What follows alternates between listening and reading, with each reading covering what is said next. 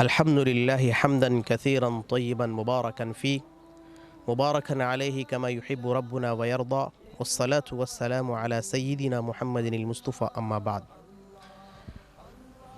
آسمان و زمین بلکہ پوری کائنات میں صرف اللہ ہی کی تعریف ہے. لاکھوں کروڑوں درود و سلام ہو نبی و آخر الزماں محمد عربی صلی اللہ علیہ وسلم کی ذات گرامی پر کہ آج آپ ہی کی طفیل میں ہم بحیثیت مسلم اس دنیا میں جی رہے ہیں. ناظرین، سامعین، صوبہ کرناٹک کے ضلع بیجاپور کے مشہور و معروف ادارے مدرسہ بیت العلوم زندگی کا آج ہم مختصراً تعارف کرانے جا رہے ہیں. امید کہ آپ غور سے سنیں گے اور دوسروں کو سنائیں گے. ناظرین، اس مدرسے کی بنیاد آج سے 23 سال پہلے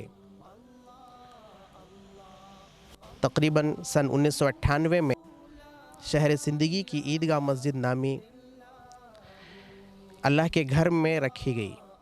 اس کی وجہ کچھ اس طرح پیش آئی کہ حضرت مولانا محمد ایوب صاحب ندوی بھٹکلی دامت برکاتہم اور حضرت مولانا محمد اقبال صاحب ندوی رحمۃ اللہ علیہ نے اس علاقے کے اطراف و اکناف کا دورہ کیا تو یہاں محسوس کیا کہ یہاں کے مسلمان کفر و شرک اور بدعت و خرافات کے دلدل میں پھنسے ہوئے ہیں.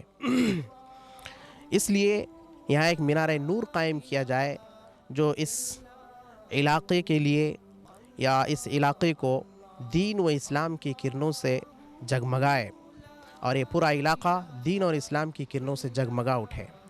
اسی ضرورت کو محسوس کرتے ہوئے حضرت مولانا محمد ایوب صاحب ندوی بھٹکلی دامت برکاتہم اور حضرت مولانا محمد اقبال صاحب ندوی رحمۃ اللہ علیہ اور آپ دونوں کے دو اور ساتھی یعنی معاونین، جن میں ایک کرناٹکا اردو اکیڈمی کے سابق چیئرمین حضرت حافظ امجد حسین صاحب عرف حافظ کرناٹکی اور آپ کے ساتھ وظیفہ یا پرنسپل انجمن عربی کالج زندگی حضرت حافظ فضل حق صاحب گرگاؤں، ان 4 بزرگوں کے ہاتھوں اس مدرسے کا قیام عمل میں آیا الحمدللہ.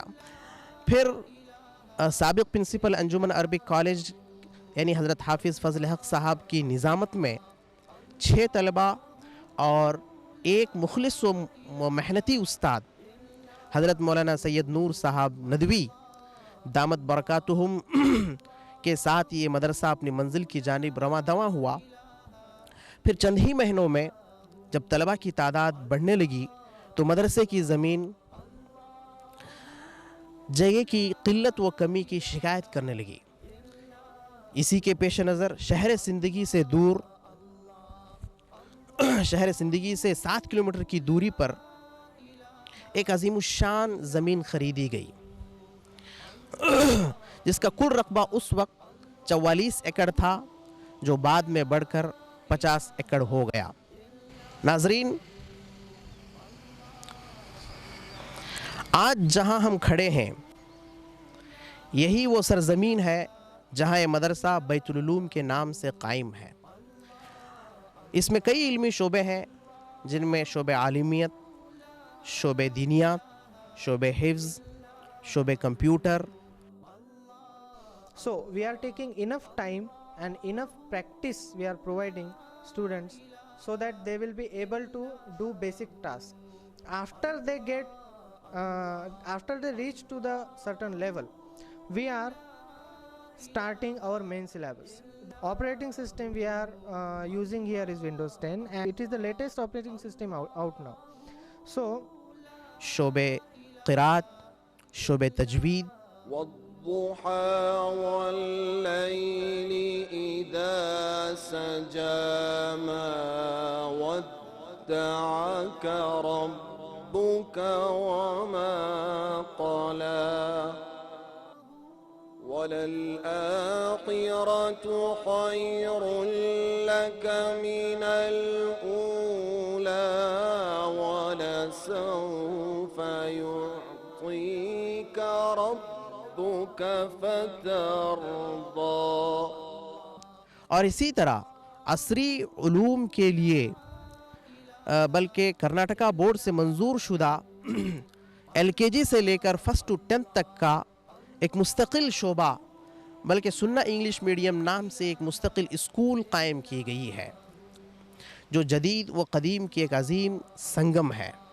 ناظرین، بہرحال اس 23 سال کے عرصے میں مدرسہ حاضہ سے 139 طلبہ عالم و فاضل بن کر اپنے اپنے علاقوں میں علمی و دینی خدمات بحسن خوبی انجام دے رہے ہیں، جن میں 82 طلبہ ایسے ہیں جو عالمی شہرت یافتہ ادارہ دارالعلوم ندوۃ العلماء سے عالمیت و فضیلت کی سند حاصل کی۔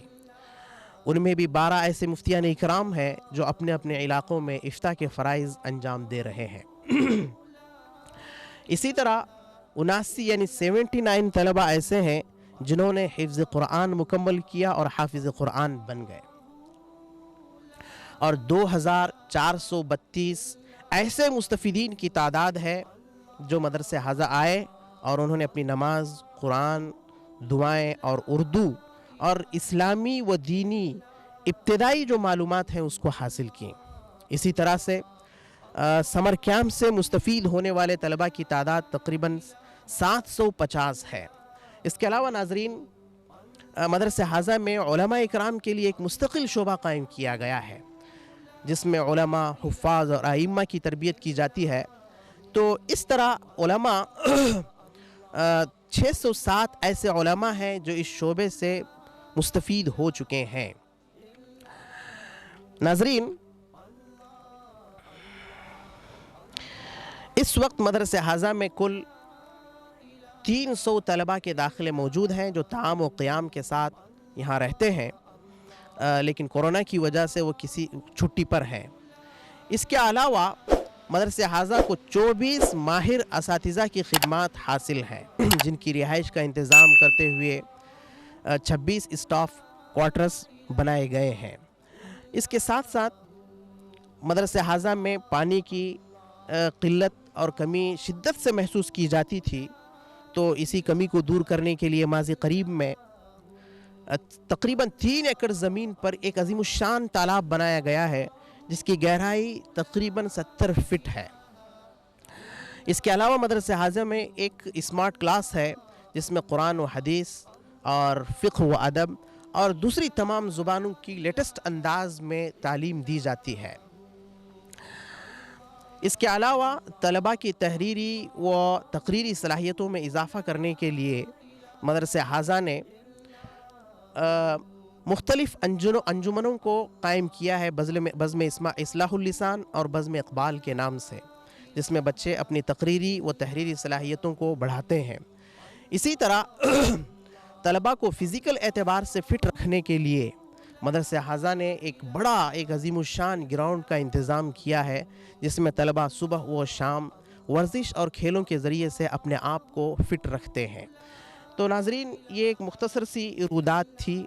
تو بہرحال اللہ کے فضل و کرم سے 23 سال سے یہ ادارہ اپنے علمی و دینی خدمات انجام دے رہا ہے، اور اس پورے علاقے کے لیے بلکہ پورے ہندوستان کے لیے علاقہ ایک مینار نور ثابت ہو رہا ہے۔